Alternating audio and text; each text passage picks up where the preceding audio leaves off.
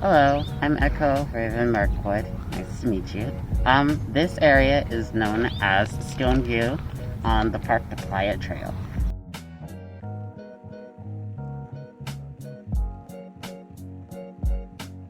So this is a Stoneview community garden where they grow food for the community and also give demonstrations on how to grow your own food at home.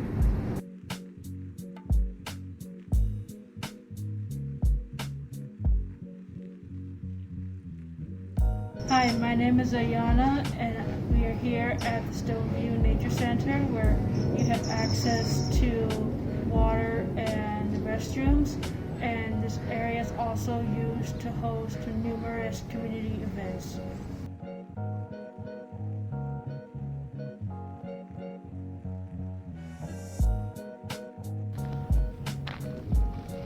Hi, here at Stoneview, you could work out and enjoy the view of the plants and animals.